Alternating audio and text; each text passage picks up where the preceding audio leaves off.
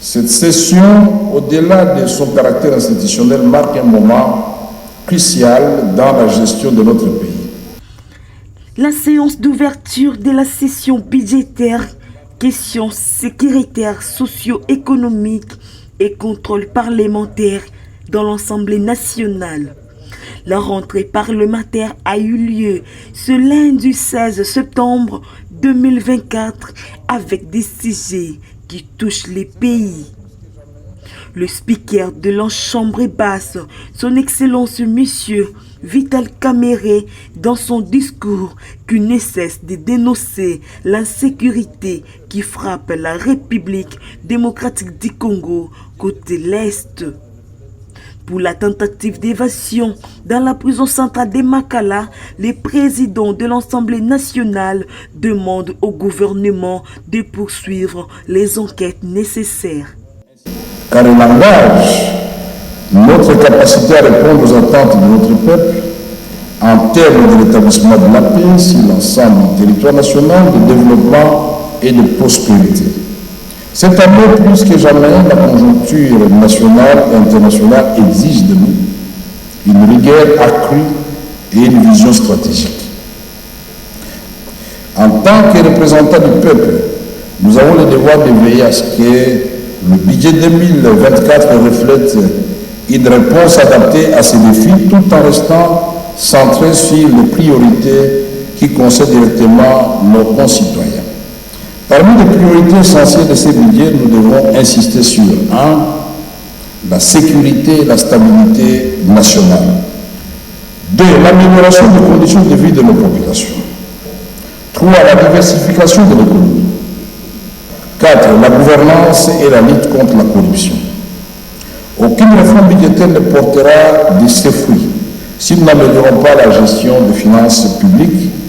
Il nous faut intensifier nos efforts pour assurer la transparence et la recevabilité dans l'utilisation des ressources de l'État. Après les dépôts de leurs finances par Madame la ministre Judith Suminwa pendant la séance plénière, le professeur Vital Kamerhe accorde la parole à son monologue de l'ensemble du Côte d'Ivoire avant la close. Mon nom propre, je tiens à exprimer ma solidarité et mes salutations chaleureuses à l'endroit du peuple frère de la République démocratique du Congo.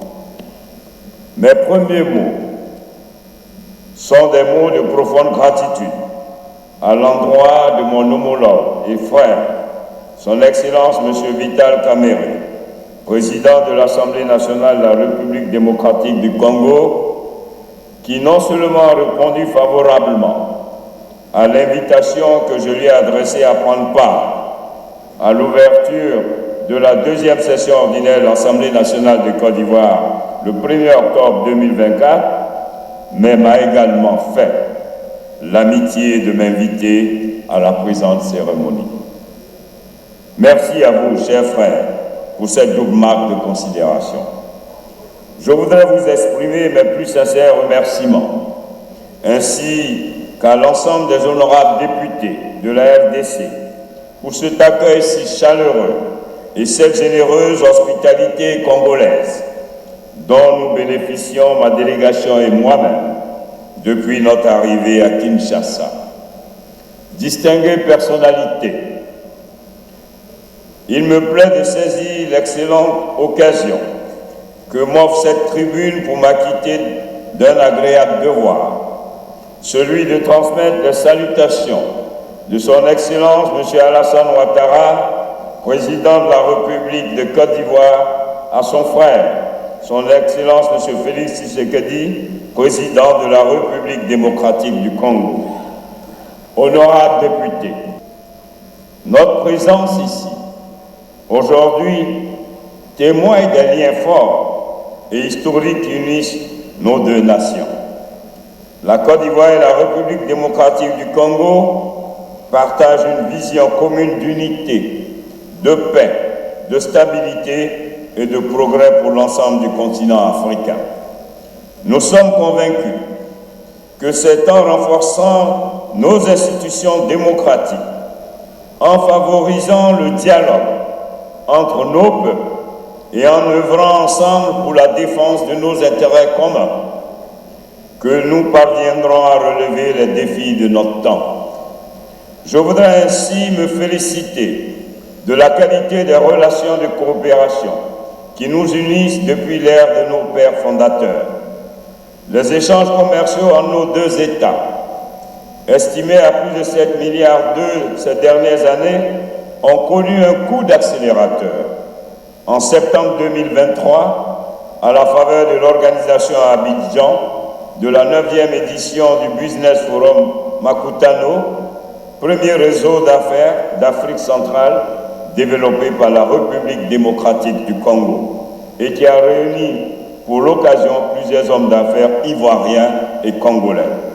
Je me réjouis, mesdames et messieurs, à ce titre, des 26 milliards 800 millions de francs CFA enregistrés en 2023 au titre des échanges commerciaux entre nos deux pays. Mesdames et messieurs, honorables députés, dans un contexte mondial marqué par des crises économiques, politiques, énergétiques, climatiques et affecté par les grandes pandémies, nos pays doivent plus que jamais s'engager dans la mutualisation de nos forces à l'effet de relever les défis du développement, de la bonne gouvernance, de la paix et de la stabilité. C'est donc dans cette dynamique qu'à l'occasion du sommet de l'APF au Canada, qu'un groupe de contact de haut niveau de présidents de Parlement a été mis en place, dont mon frère Vital et moi-même, avec pour objet de mener des missions de bons offices dans les pays francophones secoués par des crises. C'est le lieu donc pour l'Assemblée nationale de Côte d'Ivoire d'exprimer sa profonde compassion pour les souffrances qu'endurent les citoyens congolais dans l'est de votre pays. J'en appelle à une solidarité plus forte des pays africains de la communauté internationale autour donc de ces citoyens qui souffrent pour arriver à offrir aux populations frères congolais de l'Est la dignité humaine.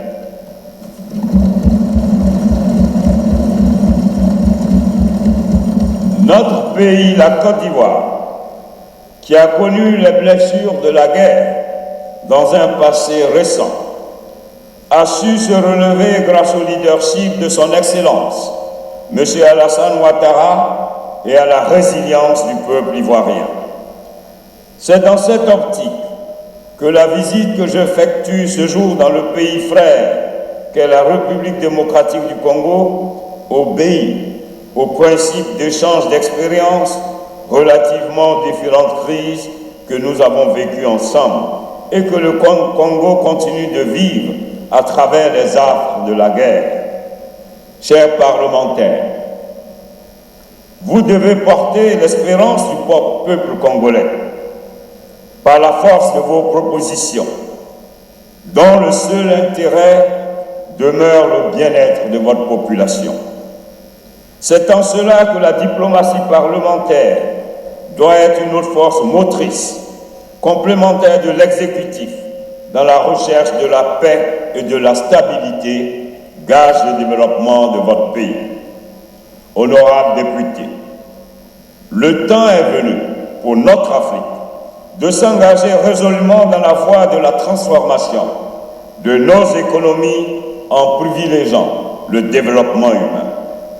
Au moment où l'Afrique s'engage dans l'élaboration d'un espace africain de libre circulation sans visa, de l'exercice du commerce sans barrière douanière, conformément aux dispositions de la ZLECAf, et à l'établissement d'un passeport unique pour tous les Africains, il n'est donc pas indiqué que les guerres soient le quotidien de nos peuples qui aspirent à un mieux-être.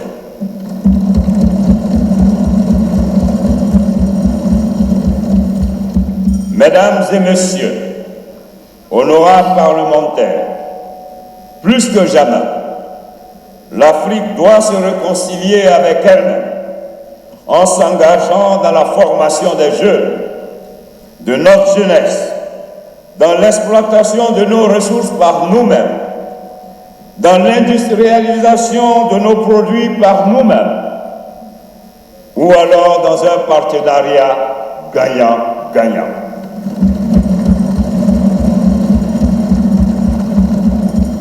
Distinguées personnalités, nous souhaitons et nous croyons fermement en la paix en République démocratique du Congo, élément essentiel à la stabilité dans la région des lacs. Un RDC en paix est une Afrique plus forte, plus résiliente et capable de se projeter vers l'avenir. Mesdames et messieurs, je ne saurais clore mon propos sans rendre hommage au peuple congolais pour sa résilience et sa détermination à construire un avenir meilleur. Vous avez su faire face à de nombreux défis et vous continuez à avancer avec courage et espoir. Sachez que la Côte d'Ivoire sera toujours à vos côtés.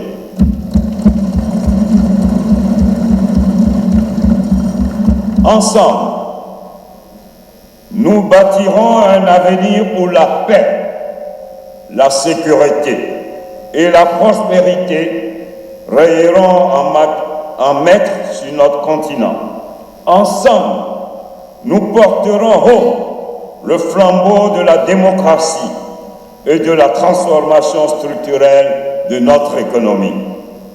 L'histoire nous l'impose, le sens de la responsabilité.